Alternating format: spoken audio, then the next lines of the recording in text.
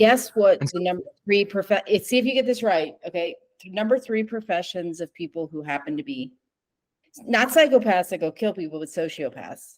what is a sociopath? Before I guess this, describe what is the this goes all the way back to childhood if you're hurting animals and burning things and doing that. But it's a person that's void of conscience and who actually derives pleasure from sucking someone's soul and control. Control. It's a menacing thing. And so what would be the number 3 profession? You'll get what I mean by that definition when I tell you the top 3. Just guess.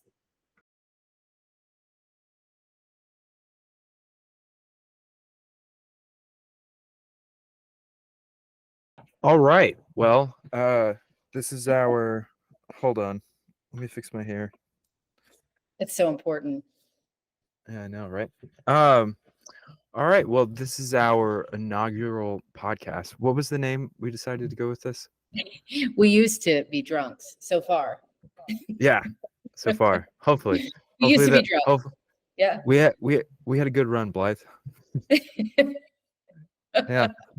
So I guess we should introduce ourselves to this audience. Do you want to go first? Sure. I'm Blythe Landry. I have been sober since 2006, against all odds. I'm a psychotherapist and coach, and I help people with grief, trauma, relationship stuff. And yeah, I love talking. I used to be a performer. I enjoy engaging with you, Travis. So here I am. Awesome. So what is a psychotherapist? That's a good question. It's probably just a word that makes me feel more important. But what it really is, I think, is it's somebody who I go very deep inside someone. So intrinsic stuff, not just changing certain behaviors, but really diving all the way back down to the past, all the way into sort of analyzing what that means, where it came from, and all the fun stuff that people love and hate to do. And then we get into dealing with current behaviors, current situation, current things. Yeah. Obviously, if somebody comes and they're in immediate crisis, we deal with that first. But it's more of a way to find connection to the past as it relates to the present, and to do it in a way that is holistic. So not just CBD, not CBT. Not just marijuana. I haven't been addicted to marijuana. Yeah. So that's what it is. But ultimately, it just makes me sound fancier than I actually am. I don't have a fancy title. But to introduce myself, I'm Travis. I'm a filmmaker. I am known for a project called Sober Stories. You can find it on Instagram at Sober Stories Project. And I like to tell stories about things that people have overcome. Because I think, like, I don't know, like, a lot of my work is about, as a filmmaker, is about just people that have, like, gone deep down into the darkness of the soul and, like, swam around in the mud and pig shit of learn about themselves and, like, all that kind of stuff. But what, like, for you, I know how, like, people walking me through that journey in, like, interviews, just, like, a couple hours. But, like, for you, like, what's it like seeing people, like, transform after going and looking at all that stuff? It's amazing. I mean, I love a good redemption story, as do you, obviously. And sure. I love my own redemption story. And I feel like repeatedly I have opportunities to redeem myself again and again at new things that I'm challenged with. And it's a miracle. I mean, first of all, it's shocking to me that I'm lucky enough to sit there and be witness to someone's transformation. The thing that I admire the most and that I love the most is seeing people willing to be a lot more uncomfortable for a short period of time so that they can have more emotional comfort in the long run. And it's super, super life-giving for me. I mean, I listen to a lot of hard stuff. I mean, I deal with extreme trauma, tragic loss, and things like that. And I've never found it to be depressing. I've never found it to be hard. I find it to be life-giving because you can get better. People's stories can change. You can gain new. You're not like the homicide detective in the movies where you just turn to alcohol. Can't do another case. You're not. Well, that used to be my other two dream jobs, believe it or not, were homicide detective and Broadway musical director. So There you go. Yeah, you yeah. just I'm sure there's a therapist out there that's like that, where they just smoke and drink whiskey at night to deal with the Oh, yeah. awful stories they hear every day. Is that a thing though? How do therapists? I've always been interested in this. How do therapists? I mean, it must affect you, right? Like to be able to, just be dumped on all day. I guess like emotionally dumped on. Like how? You know what I always think? I think if you're not with the right population, it will affect you in that way. I never feel like I'm Okay. being dumped on. Prior to doing what I do now, which is, intensive year-long recovery programs for individuals, I worked in the field of severe mental illness. And to be honest, that was extremely devastating Yeah. because, I'm with things that severely mentally ill, so I can so, imagine. but if you know you're severely mentally ill, then Yeah. you're not severely mentally ill, as someone might Oh, be okay. having that That's tragedy good. befall them. And it was hard for me because I knew there was only so much change I could affect, which is a devastating reality of our mental health, crisis and the things that some people are really facing. And so I think if you're in the right area for you, it Yes. doesn't feel like dumping. I feel like it's a Y- gift. I mean that sincerely. Yeah, you froze on my end, so I missed the last part of that. Or say it Um, again. That I think if you're working with the right population, that's a good fit for you. I mean, yeah, nobody is good for everyone, and no client is perfect for every professional, right? And so if it's the right fit for you and you're sort of in alignment with what your passion is and what you're really good at, I never feel dumped on. I've never felt dumped on once by any client though. But really interesting. no, I feel like it's a gift. Truly, I mean that Yeah. with all sincerity. Yeah. Well, it's interesting because like people, like, what do you think people go to therapists for? Like, like I'm sure there's a lot of different reasons, but do they come to you to like fix their lives? Like, what do people come to you for? Well, because I deal with those specific areas, people come to me for really sad things that have happened.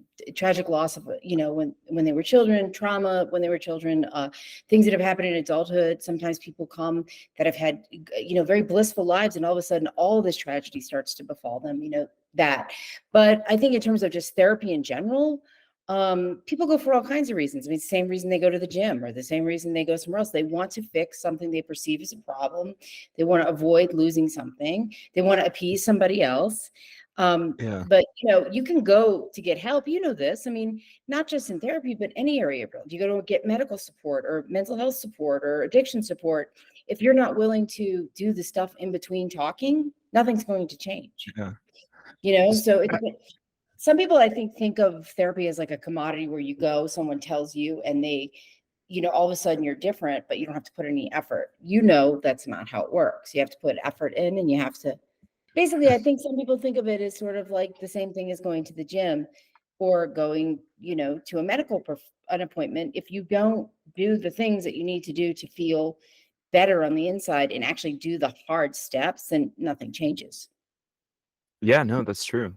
Mhm. I know I mean, I was, like whenever I got sober, I mean, this whole story, but like for the first 3 years, I was like, oh, I'm sober, so I must be okay, you know? And then like Absolutely. three Well, and you 3 years, and then my life fell apart again. And But the thing was, no, yeah, but you know what? You were more okay than you had been because you weren't doing that thing to yeah, salve something that wasn't changing. I think it's a really good segue into what we want to talk about today, which is this idea of like, I'm in pain, so therefore I can't take any culpability for things, right? yeah, Because I but think yeah, it's hard because it is a success to stop using. I think sometimes in sure, recovery lexicon, we kind of get caught in like, well, you can stop, but if you don't change anything, well, it's still a big deal to stop. You and I both know statistically, almost no one even tries to get sober, and how we're still sober, God only knows, right? I mean, it's like a miracle. So, yeah, but I think when we we are actually truly on a journey of change, things often, in my personal experience, got a lot worse after I quit using, and my life got a lot harder because I had yep, to face some things that I didn't like. And every time I try something new, like new type of relationship, new type of way of going with my career, new type of interacting, I get some kind of emotional bottom and totally see things about myself that are hard to address. So For sure. Yeah. mhm. Yeah. Well, like, before we get into what we were gonna talk about, this question popped in my mind. How many people come to you where they think they are worse off than they actually are? No one. Everyone thinks, Really? Okay. well, I guess it means, okay. Most people come and don't realize they have this backlog of stuff that they had no idea was running their lives. Sure. Okay. Because I Yeah. tend to deal with people who are high achievers, either creatively or intellectually or financially or something. And Mhm. so they've used intellect or creativity in a beautiful way to protect that, insulate that self. Right. Yeah. But I do find that a lot of people that come from traumatic backgrounds or experiences over pathologize themselves. So Yeah. I think that they may label themselves as like 12 different mental illnesses and things as a way to, I think, I know, right? You do that. so, Yeah, I so do do that. I. But so do I. But the thing I is, have it's all of like, them. yeah, I think that the empathetic lens to that, right, is that people are doing that because they're trying to find a solution to something inside that they haven't yet been able to find a way to address. And so if I Yeah. over identify with every mental illness, or I over identify that I have this and that, and I'm a highly sensitive person, and I'm an empath, and I'm severely mentally ill, and I'm an alcoholic, and I'm this, then I'm looking for a reason to explain something that I haven't yet found that reason for. And usually the reason is underneath all that stuff. Yeah. Mhm. That brings us to, like, so you sent me a meme. So this Oh brings boy. us to what we actually wanted to talk about today. Um, I hope so it you wasn't. sent me a Yeah, well, you sent me a meme that, everyone is wrong but me, a beginner's guide to arguing theology on the internet, and We're I not going to talk said about theology, but we can talk about everybody yeah, else being. right. Yeah, everybody's wrong but me. Because like, you know, I've noticed in people, I've noticed in myself, like, a lot of people in relationships um, they whenever they do something wrong, or people that, like, can't apologize, people that can't, like, admit mistakes, like people that, I mean, everybody knows people like that, where it's like you have to, like, drag an apology or an admittance of guilt or out of them because they won't. Like, I've been in relationships with people where, it was like a screaming match for them to admit they did something wrong, like. Mhm. But one of the things I've noticed, and I've done this too, is that, like, and I think you've told me this, and so correct me if I'm wrong, but you're the professional here, not me. But a lot of people that a lot of people that do that, it's more of a, like, when they were wrong as kids, they got really punished, like, really, Yeah. really punished. Yeah. And so, like, being wrong now in any way just puts you back in the place of being punished again.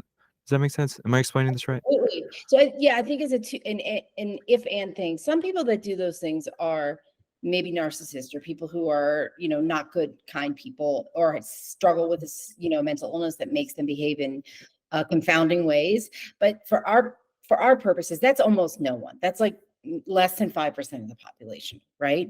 But if you're Wait, looking at, I thought everyone's ex on the internet was a narcissist. I know they are. No? So, but that's a whole different topic for us. But the, Yeah. the reality of it is I think, and I'll use myself as an example, I'll self-deprecate here.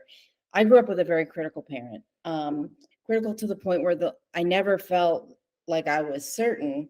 That's one of my parents was very loving, but I never felt certain of where I was going to be disappointing someone, even if I hadn't done something to disappoint them, right? And Mhm. so, there were things like if I had an A, but I came with an A minus on my report card, I'd be like, well, you're really dropping down here. Right now, I might not have been the most resilient of children. So therefore, I was very reactive to that, and Sure. I grew up to be someone who, I mean, at one point before I got sober, my own boss was afraid to give me feedback. I mean, that's how, because Yeah, the deep feeling was I'm the same if way. I'm not perfect, I am a horrific human being. And Yeah. so I actually had a best friend who unfortunately has passed away, which is a whole different topic. We could talk about losing people we love. Yeah. And Oh, she yeah. taught me how to accept feedback. And she would say things to me like, I'm not saying you're a bad person. I mean, it had to be a whole song and dance, but she was so gracious Yeah. and kind. And also, I love you and I'm not leaving your life, but this is what I'm seeing. For some reason, that was able to arrest that reaction for Yeah. me. But I think It's there's like an aggressive dog, you know, like when you deal with like an aggressive dog, you have to like, fearful. They're you have fearful. to, you have to gently get towards them, put your hand down, let them smell you a little bit, let them know that you're not gonna hurt them. You know, I get it. I'm the same way. I'm the exact Yeah, same and I way. think you have this similar experience with this, like the religious history you have and the the condemning idea of things. I think Mm. when people, good people, or let's say most people, most of us are somewhere in between. Most people, when we can't apologize, it's one, either we know we've done something really wrong and it's evoking a shame inside of us that we don't know how to resolve, or two, we are so afraid of admitting or saying or seeing that we did something wrong, because then we don't really have anyone to blame anymore. We don't have a parent to blame anymore. We don't have anyone else to focus on as the source of our pain but ourselves, you know? Yeah. But it's also like what you explained, to be on your end of what you experienced, where you have to like yell at someone to get them to Yeah. apologize. Well, to be fair, people have yelled at me before to get me to apologize. So, I mean, yeah. Okay, well, for you, what is that answer? What is the reason for you that, like, when you know that those words should be coming out of your mouth with a sincere attempt to change the behavior, where is the that catching point where you can't get past it sometimes? Well, I think I'm pretty good about it now. You know, and I even like I catch myself. I mean, I still do it all the time, and a lot of it for me, it's in work, right? Like Hmm. I have this big project I'm working on, and last night I got all these texts from the client about like bringing other people into the project and like changing things and all this kind of stuff. And like I immediately went to "you don't trust me," which is bullshit. They totally trust me, you Of course know. they, yeah. But in my head, I'm like, "You don't trust me," you know, which Where does is that come from for you, though? so. I think it comes from just being told, you know, a lot as a kid that, you know, I'm bad, I'm wrong, you know, Hmm. like everything I do is bad. I had very critical uh, people in my family growing up. I get Um, No, and I you get know, that. I get that. Yeah, I and get so that. like everything for me, you know, goes back to that. And you know that especially like when you come from like that place of being told that you're bad and you're wrong a lot as a kid, and then you get addicted to drugs and alcohol, and then you really are bad and wrong a lot for, you know, Mhm. 10 years, then it really instills in you that you're bad and you're wrong, you know? Oh, it Like, does, because it's 'cause that self-fulfilling prophecy. Although I don't really yeah, think that's the case with addiction. I think addiction is also biochemical and sure. reactive. But the thing But it's is, the experience of oh, addiction is one of, you know, you're burning bridges constantly, you know, you're just constantly, you know, telling people to go fuck themselves, and you're just I don't you know know, if I it's did. just insanity. Well, Yeah. it's just like it's craziness, and it causes a lot of destruction for people. Well, it's And so, then when you come to and you realize that you have to rebuild, but piece by piece, to like have any self-respect, right? I mean, because it's yep, things that we let ourselves get away with in those situations are, horrific. I do really agree, though, that, I don't know if you experience this, but part of what I was told, some of the things that I were told were bad and wrong were things that I didn't even do. So for me, yeah, it got mixed up in there. And I have a really strong aversion, and I have to work on this in my relationship and everything, is to go like, just because I have a familiar feeling that says, you're not going to control me, you're not going to, tell me, you're not going to take my freedom away, which is coming from like a 12-year-old, right? That I need to be able to sit and work my process and be able to say, maybe I was wrong. Because I find too, if I don't admit I'm wrong in a timely fashion, the shame only multiplies. yeah. Then you wake up Do you ever like, whoa. do you ever send amends to be I've done this before. Like I had a meeting with I had a meeting with this producer in Austin, And, you know, the thing about me is I'm tall and I'm loud. You know, I'm a quintessential Texan, you know, like, I'm, you know, I'm tall and loud. That's just how I am. And so I have, you know, I can have an intense personality in like real life. And sometimes I'm not aware of it, especially when I'm excited about things. And like, I had this meeting with this producer, and she was one of these like very like, I don't know, quiet, reserved type people, right? And so like whenever I left the meeting, I was like, oh shit, did I talk over her? Like, was I being too like boisterous or too much, you know? And I wrote her an email afterwards, and I'm like, hey, I just want to let you know I'm really like sorry, because I feel like that I like, you Oh know, no. did I Was it just a feel good? like that I feel like I was just like a little bit too overpowering in that meeting, you know, because I was just thinking about it, and I was just like, you know, I gotta apologize, you know. And she was like, no, not at all. You're fine. Why Like, are you what are you even apologizing? talking about? Yeah, Yo, exactly. I find that too. So I have a rule of thumb. If I want to apologize and I'm not like if I'm overly zealous, about apologizing, I find that I probably am over like indulging in the importance of my Yeah. behavior. And then if I really am like, I am never saying I'm sorry. I'm closing, it's it. I'm done. I've done something tragically wrong, most likely. It is funny though, because that is the flip side of it. That shame piece is real when you feel like you have to apologize for your existence. Because I've struggled with that too. Yeah. Oh And yeah. being on your No. own back, Yeah. that Travis, being on your own back, like, and thinking like every instant that you engage with a person, you have to be aware that you might be doing something bad. I think that comes from that same shame. Oh yeah. No. And it's usually like, I don't know. This is how fucked up my brain is. I used to tell myself that, you know, people will only like me for 45 minutes, you know. I'm only good for 45 minutes. Our Um, calls are always about 45 minutes. That's yeah, I know, right? But we it's should also too like have one of- well, one of the things I did, especially in college, and I didn't make a lot of friends, was um, you know, I just expected people not to like me, so I'd give them reasons to not like me. Does that make sense? of course. Yeah. Yeah.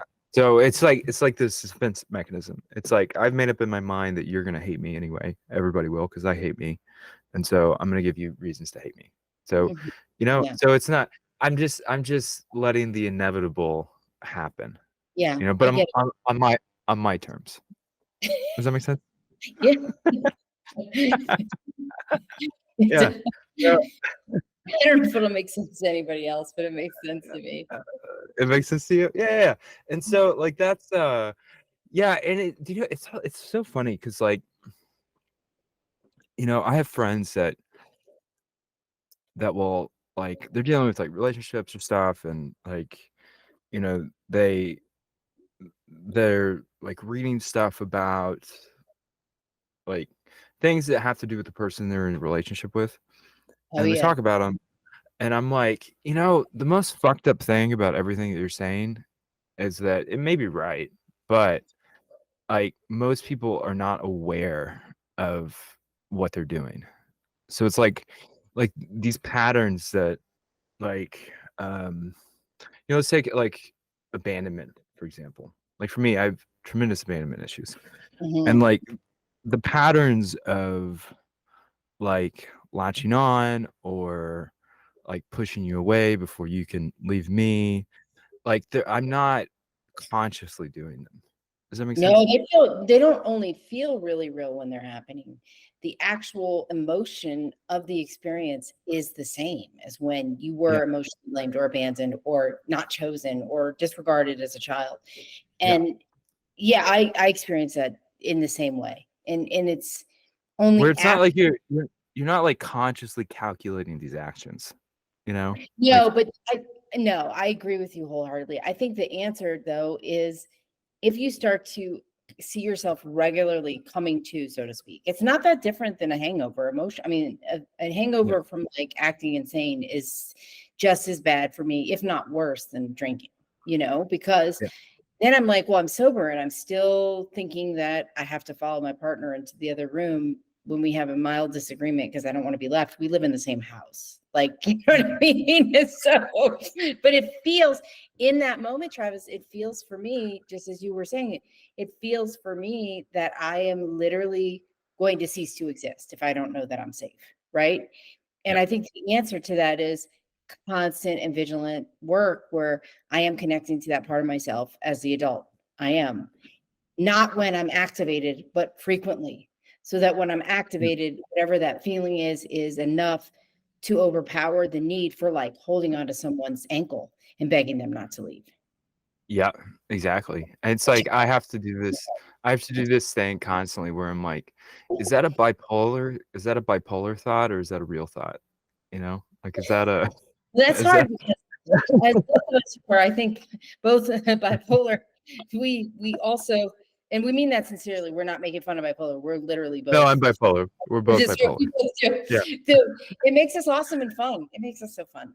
Yeah, I know. It's hard. I mean, there's so many good things, but there's so many tragic things about it. And I think the thing that's hard about that, if we really get into like the nuances of mental health stuff, is that those things seem like really good ideas. Like, Yeah. and I don't think being bipolar or struggling with bipolar is the same thing as struggling with abandonment issues, you know? And so there's that perfect example. It's like you may sometimes over pathologize your mental illness because looking to make sense of something that a little kid can't make sense of. You know, it's like, it's probably not coming from a place of mental illness to be terrified of abandonment. It's probably because you were real or imagined, left, discarded, not chosen, not validated. We think of abandonment as just being left. When you grow up with addiction in your house, you're left all the time, emotionally, and you don't know. I mean, I still have that thing where I watch people to see what their mood change is, and I'm like, oh, this is the end. You know, this is the end. Oh, And I it's do like, that. just went to the bathroom. Literally, that's what happened. Yeah. Yeah, I totally do that. Yeah, I absolutely do that. Yeah, and it's like it's so weird because like it's those feelings are so real, you know? So real. And yeah, and it's like it's hard, it's hard for me to like, especially in the moment, understand that like this isn't real. This isn't real, like this feeling of they're gonna leave or I'm bad or I'm wrong or like a client doesn't trust me or, all this kind of stuff. Like it's especially like when it comes to work, it's really hard. Cause like, especially as a creative person, like, people pay me to make things with my hands, like The artistry too. So, right. yeah. Yeah. And so it's really hard for me to like, to, it's hard for me. I don't know how to say this. It's hard for me to not be trusted, not be people think that my work is bad, right? And so I'm constantly trying to justify myself in my existence. Does that make sense? And then that makes you never really trust things because if you have to justify yourself to feel safe, then you never really feel safe, right? Yeah. And a lot of that is imposter syndrome too. But I mean, do you ever like, do therapists have imposter syndrome? Are you ever with a client and you're like, I should not be helping you. I'm not qualified for this. No, in fact, I have the opposite problem of you. Like I am so confident at work that like Really? yes, I mean, it's the one area of my life where I'm like, I'm really amazing. That's how I feel. I mean, I'm really good at it, right? Now, if Yeah. you're in a, but I have that vulnerability in other relationships. Like the closer someone gets to me, the more insecure I am. So for me, I have evidence based on evidence that I have a gift for what I do. And you have a gift for what you do. It's just that your insecurity is posing in that area right now, right? Yeah. Well, I But think all artists are insecure, I think all people are insecure. I think the higher the degree, the more insecure the person, I swear. I think the Really? more, 100%. The bigger the job, the more insecure the person. People that are just living their life and their job isn't their identity and they're out there they're like normal. They're confident. They're not like walking around thinking I'm not enough. I really think that. Like somebody that's like CEO of a company is like, Dad, please love me. And he's like, I never did. And you're still not going to get my affection. You know what I mean? Are you Are you saying that like all these Andrew Tate guys are insecure? Is that what you're I mean, saying? I'm not saying it, but I am saying it. But I also have empathy for them. I don't Yeah, subscribe to this idea that all people of a certain ilk are bad, right? Like, so, sure. yes, But yeah, in your practice as a therapist or coach or yeah, psychotherapist, the fancy term, like um, psycho. what psychotherapist, what makes you think that's true, that the more successful somebody is, the more insecure they are? I just see it over and over again. I saw it in myself. I mean, I was a overachiever in school. I would try to get 4.0s in both grad degrees, which I achieved, and it still didn't give me self-esteem. If you just get a degree, you'll be somebody. If you just have a certain type of place, you'll be somebody, or you'll escape the feeling that you're running from, which is I'm trying to succeed to get someone to love me who never did and also couldn't. And it's never going to get me that feeling that I'm looking for. That's why Yeah, I like don't think people with imposter syndrome are actually ever imposters. Like, people that are imposters they don't think they're flawed. So that's another overused term. Dunning-Kruger. No, Yeah. I never have once felt with a client like I wasn't able to do what I'm supposed to do. I Mhm. also think that goes back to what we started our conversation with, is like when you're in alignment with like what you love the most, it's not that hard. I think you're such an incredible artist. You're such an incredible creative. You're Oh, hilarious. You're keep it coming. freaking Keep going. hilarious. Now, I know we do this because we're both words of affirmations. We like to So be I want validated. Like, so but you don't see it yet. But that's also because you've had some time lapses in between things that you're moving beyond. I have a feeling that the more you have all these successes with these big, organizations that you're helping, that you're going to be like, yeah, I'm amazing. And you should. if you want to hire me to make commercials for you, go to travismeadorsfilms.com. And go to But my book. yeah, go to I just buy Blythe's book. So told you that. I just want to go back to like the insecure thing. Like, I Mhm. know this is a joke, but it's kind of not. So when you look at actors' heights, male actors' heights, they're all They're all 5'8". short. They're all short little dudes. Are you sorry if you're 5'8"? We appreciate our 5'8" kinks. But is that like, do you think like that's because I've always wondered, like, why are so many like successful actors like short? Like, you think that's why? It's because it comes from insecurity? I mean, I'm sorry if you're a short actor. I mean, Travis is really out of line. I don't know. I mean, I would also I'm guess perhaps they film well. The thing with acting is, if you think about it, and this is someone who I did musical theater my whole childhood into adulthood, isn't it attention seeking? I mean, isn't it like, hey, look at me, I'm really good at something? And there's nothing wrong with that. I mean, yeah. I don't Yeah, I no, hate sure. because a lot of famous I mean, people all art is. is it? Well, all art, look, I mean, here's the thing about art and artists. Like, you have to have a really big fucking ego to be able to think, I can make something that people will enjoy. Like, Or is it just confidence? Or is it insanity? Like, somebody's I gonna like, mean, I or is think, it throwing shit at a well, wall? Somebody's I gonna mean, like, for me, it's definitely insanity. But I think like, well, I mean, you have to have a pretty big ego. Like, you have to be egotistical to a degree to think that you can create something that, a lot of people will enjoy, I don't know and if it's fair though, Travis, because that kind of feeds into this idea that like, well, I'm obviously projecting. yeah, for sure. Because I don't think that's fair. What if you're just a badass at something and you have a hope and a dream that someone will like it?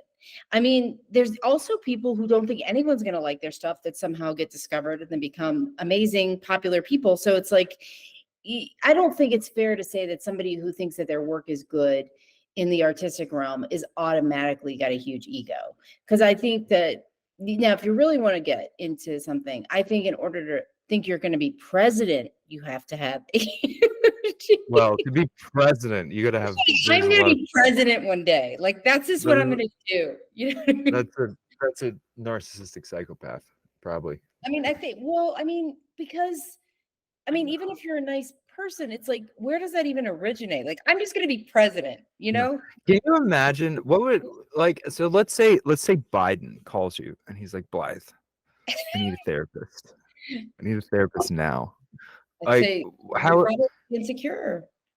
how would you even begin to be the president of the United States therapist? Like how would you even approach that? This seems like so like It doesn't seem hard to me. It really doesn't. Like, I'm not impressed with jobs, by the way. Like, so this is something I've you're not if someone's impressed famous. with the president of the United. Well, I guess after Trump, like it's less impressive, but I understand. Yeah, but I mean, I don't think of someone because they have a big job that they're bigger than me, but I don't have that, whatever that is. Like, I'm not like drawn to famous people, or I just don't care. I mean, I think they're a person who happens to be good at something who is doing a job, but I would do the same thing with him that I did with everybody else. I mean, I wouldn't tell anybody he was my client, right? And I would also do a deep dive in our first intensive session about everything that happened before he became president. And then talking like, and then we talk about the stresses of being president and like why a lot of pressure, like why you have to have people behind you, and like, are you afraid that you never deserve this? All these things that might come up. Yeah. So you think Trump is insecure? I know he is. That, I mean, that interview with Mary Trump was one of the best interviews I've seen about someone's psychological makeup in my life. Like, yeah, that, and he's obviously severely mentally ill. Well, aren't we all? I can't judge a man for that. Yeah, and I mean, I see like it's so weird, like having that kind of power over other people, like It's to scary. want that. To want that, to be the type of person that wants that kind of power. It's the same thing with like cops and anybody that works in the criminal justice system.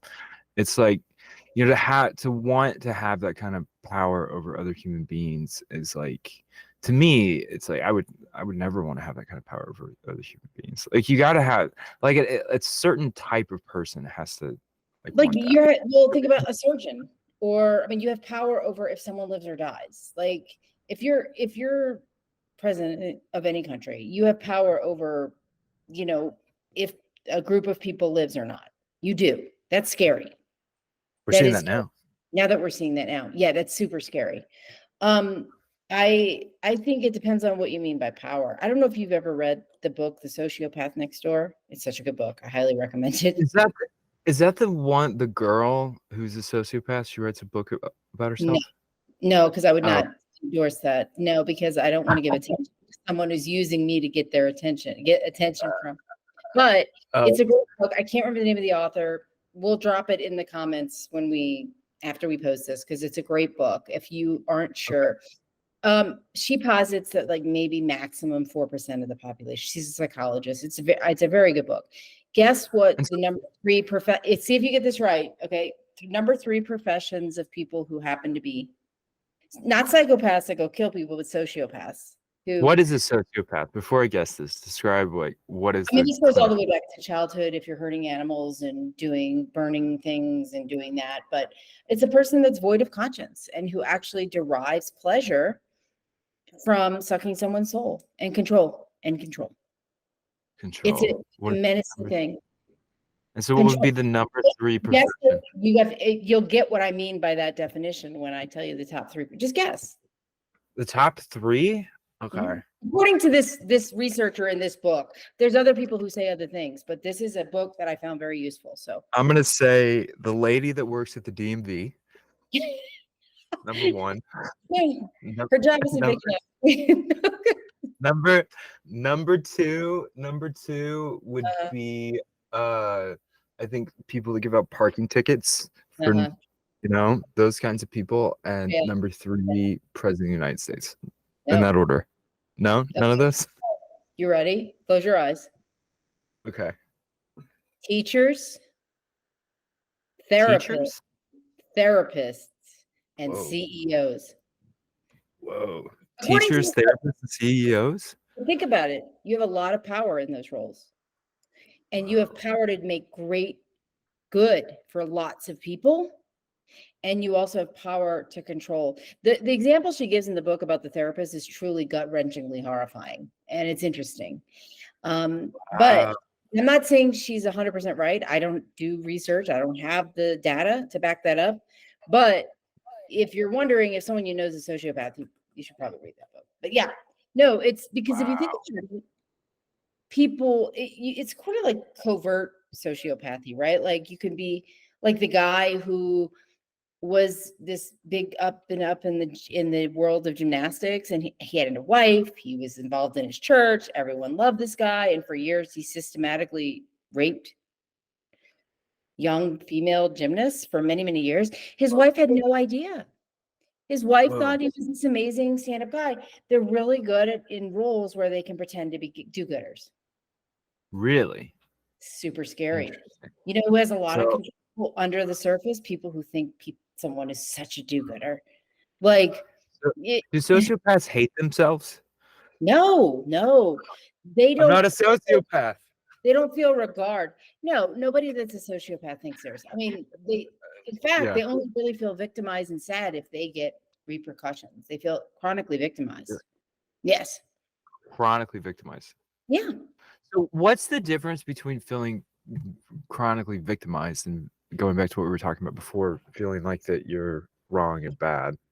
Well, first of all, if you feel you're wrong and bad, and the thought of hurting someone else makes you feel wrong and bad, you're not a sociopath.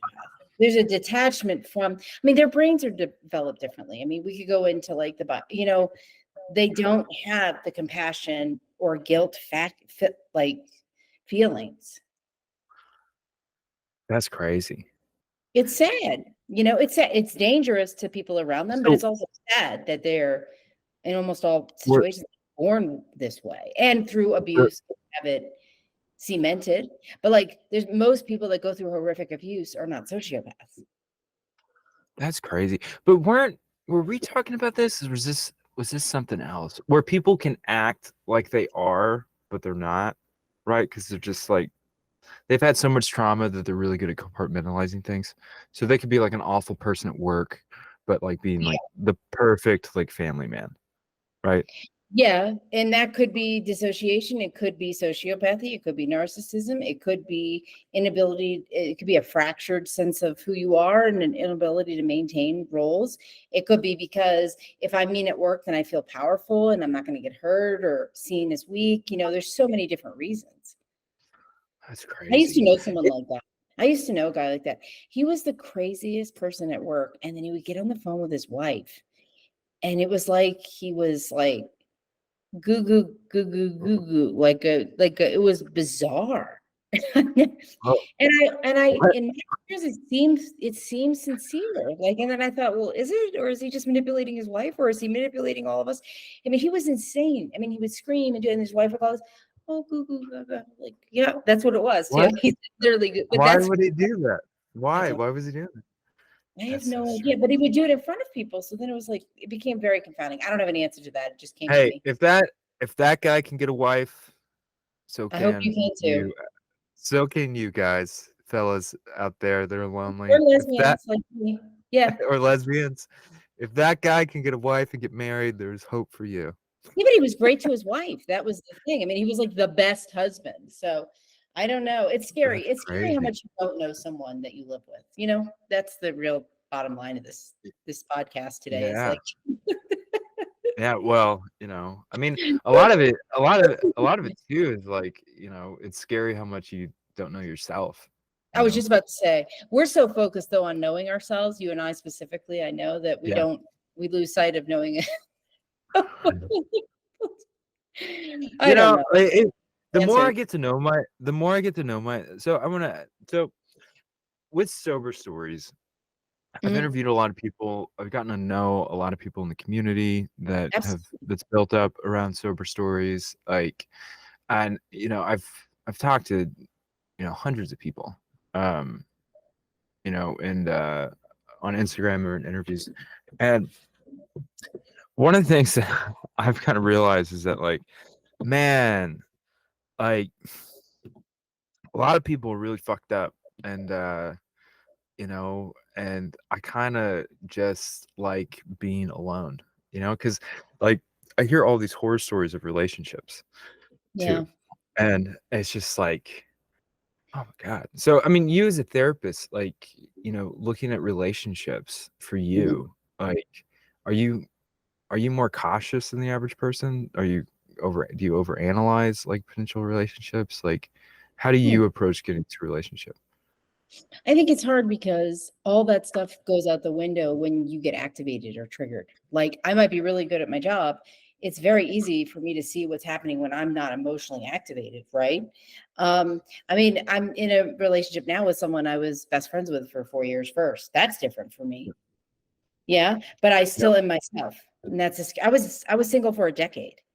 And I'm in this amazing person, and I see myself being myself still. So Yeah. I think one thing I will tell people is if someone tells you they love you on the first date, don't walk, run. Oh, I did that, but I Addicts do said that, don't we? We do that. I And people that are, I said I the love reason you. I say that is because they don't know you. Yeah. Well, we love the feeling that you give us. Yeah, that's that. And we all are, not that being in love is bad and all those good things when they first Yeah. meet someone, but I think it's really scary how we declare things when the older I get, the more I really do really understand what people are saying about long-term relationships of any kind, even intimate friendships. I value my intimate friendships deeply. I have people that I love deeply as friends. You have to work at those things. You Yep. have to go, am I going to just leave everybody that's flawed, or am I going to give someone grace? And am I going to give myself grace? Am I going to give myself grace? You know, as my So, mentor said, you have to be willing to meet the darkest parts of yourself and work on them more than you're willing to run from someone that makes you uncomfortable. that makes a lot of sense. And that doesn't mean So, you should get back with that doesn't mean you should get back with your ex. no. I know that's what No. you're thinking. Well, maybe I could have salvaged that. No, Maybe I could get them that. back. Huh. Huh? No, if they're your Don't ex, they're probably, I mean, a good rule of thumb is like if they're your ex, they're probably your ex for a good reason. No, And I'm talking about you, Travis. You oh should not no. be with your ex because you didn't meet yourself where you Uh, should have met yourself, right? oh no, she's a great gal. I'm not gonna disparage her. She's great. No, Yeah, no. But I think this is a good place to go back full circle, because like to begin where we started. Like in so everyone's wrong but me, right? That's how we started this with the meme we and basically arguing. have talked about everyone was wrong but us this entire time. So Yeah, yeah, yeah, right. Well, Well, and I think this is we could start to wrap this up with this, but I think like I have this problem with people is that like I think like in looking for people, and I think this has been this is one of the bad things pop psychology on Instagram has done, is Mm, that it has people like looking for all of these red flags, like finding like what is wrong with this person, like what is wrong with you, you that's a know? really good point. So it's like And the defensive posture of relationship yeah, building. yeah. And so like, and part of me, I feel like that because I do that, especially I feel like if you've come out of a long-term relationship, especially if you've come out of a very painful experience, it's really easy to go like to just look at all of the things that are wrong with a person. And so you're not really actually seeing the full person, you're seeing all the problems that could be happening or would happen. And a lot of those problems are just in your fucking head and they're not real and you're projecting out into the Yeah. future, I you think it's know? the ultimate form of like walling ourselves off as people, right? Like it's the ultimate Yeah. form of like, you're not going to get close to me, and I once almost didn't date someone because they didn't wear t-shirts. I'm just going to say that. Like, that's what my brain told me. I'm like, well, they don't Really? wear t-shirts, so that's not going to work. And then I later told this woman that, and she thought it was funny, but it's true. Like, I think if you're building a case, you're either afraid of emotional intimacy or you don't trust your own intuition, or the most likely case scenario is they're probably a really nice person and you're used to not really nice people. And you're like, oh, that's not going to work because that automatic verb, whatever you're going to call it, that drives you to be with someone who's familiar is cut off when they're just a nice person that could actually be a real partner. So what's a healthy way to approach new relationships? Well, not diving in with a stranger is, and that has worked for some people I know. So Yeah. I'd say like 10% of the population can do that and it works out, but really it's not a good idea. I think the healthiest way to go is like, go slow to go fast. Give yourself 90 days before you write someone off or before you let them get too close to you. Like 90 days is a fair thing. I saw someone doing this on Instagram. I think it's a brilliant idea. Like, that's saying I'm going to go on dates with you. And if someone doesn't have like something so glaring that you can't ignore, like they're blitz drunk on every date, and that probably shouldn't be the beginning. If you're just telling yourself, well, I don't like their left arm, or their hairpiece was out, or they're not owner of their company, they just are an employee, or they from Kentucky, or something like that, you can't. I strongly recommend you go, let me just keep getting curious. Get curious. Let me get curious. Let me get curious about why I'm rejecting someone who seems to be perfectly fine, or why I want to run before, or I want to get serious before I give it a little time. I mean, I think So we all deserve to be. what you're saying is that sometimes when you see red flags, how do I say this? Sometimes when you see red flags in other people, it sometimes is you projecting an insecurity or something onto them. Is that what you're trying to say? Sometimes, and not always. I think you can't know until you get curious with yourself and why you're feeling the same thing you always feel when someone seems to be perfectly nice. I mean, there's compatibility, and then there's this obsession with like compatibility that doesn't exist. I mean, everyone is a pain in the ass when you live with them, myself included, and almost everyone, not the teachers, sociopaths. I mean, the teachers, CEOs, and therapists, but everyone is like, difficult to know. I mean, that's the truth. So I'm not using this as a way to say, stay with someone who's abusing you, because that seems like a good idea. I think that idea of just getting curious about new friends, getting curious about why I feel this way with someone who seems normal, getting curious about, your reactions, their reactions, and making it not just that you deserve someone to take the time to actually get to know you, but they deserve the time for you to actually get to know them. Yeah. So like, how do you know what person is worth that time?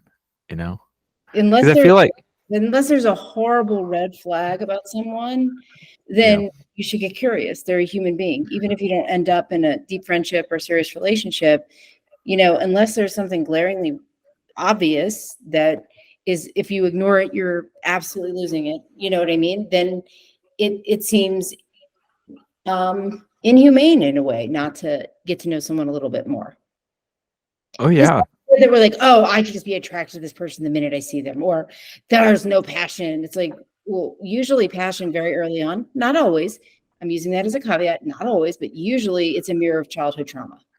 Yeah, so that's what I was just about to say. This is that, like, whenever you feel, what is it like? Who said this? I think it might have been Dr. Drew. I can't remember, but he said it's good things sometimes. But I think it was like, when you feel butterflies, that's attraction. When you feel a lightning bolt going down your spine, that's trauma, right? Where you're just like, maybe well, so. I don't want to discount people out there who went on 2 dates, got married, and they've been together for 30 years. But I promise you, in addition to having a connection, they were both parties that were willing to take accountability and work hard. That's why it lasted. Yeah. And all this. And the other thing is, if you are in a situation where, your partner's not constantly posting about how amazing you are on social media, it's probably because they're actually putting in the work to take time to spend with you and get to know you. That's the other thing. Like, every meme that you read isn't a sign that you're doing something good or not good, right? In your life and your relationships, etc. So I think we've talked enough today, Travis. Yeah, no, I do too. I was just about to say that. And so to leave people with this is, everyone is wrong but us. And so every other podcast out there is wrong but ours. every other, online mental health influencer is wrong but us. So, only listen to us. And I think really what we're trying to do here, Blythe, is we're trying to build a cult, like that's what I like. Yeah. That's That No, you we would, want those ideas. Actually, we need ideas to talk about. So please give us some. yeah, thanks too. So I guess like Blythe, what's your best advice you can give people, you know, about like feeling wrong or feeling right all the time or making knee-jerk reactions? Like, what's the best advice that you can give people and how to deal with this? Off the cuff, I would say that it's not your fault that you have shame. You didn't cause it. You didn't create it. You didn't mean to curate that in your life. But if you love the people that you surround yourself with, friends, family, partner, colleagues, then it is your responsibility to begin to connect to that inner child, to connect to that part of you in a way that feels like you can tolerate it so that you don't keep hurting yourself and pushing people away, or you don't hurt the people that you love most, truly. Yeah, that's true. That's true. And yeah, I don't have anything else to say. I'm You've done. Yeah. yeah, we're done. So you can follow Blythe. Where can the good people find you? You can find me at Blythe Landry Coach on Instagram. Wait, let me check. Honestly, hold on. You can find me at, I gotta make sure I'm find me getting the right name. Hold on. Yeah, Blythe find me Landry at the Coach on Instagram. I'm Blythe Landry in Santa Fe on Facebook, and you can also go to my website, blythelandry.com, if you want to connect. Awesome. And you should hire her. She's the best therapist, the best around. Thank you. Yeah. And I You said I should. believe I am, so it must be true. Yeah, it's true. It's definitely true. And you can find me at Sober Stories Project on Instagram. And yeah. All right. Stone with him, so to bring it back to famous people. What? Sharon Stone, Oh, so we brought it back yeah. to famous people. Yeah. Well, I think that's it, folks. Y'all have a great week. Don't do drugs. And And yeah. thanks so much for tuning in. We really do. We would love topics and ideas that you want to talk about or hear about or chime in about. So email us at we don't have an email address. We'll figure this out. But yeah, you get in touch with us. We'll see you guys next week. Okay. All right. Have a Bye. good day. Bye.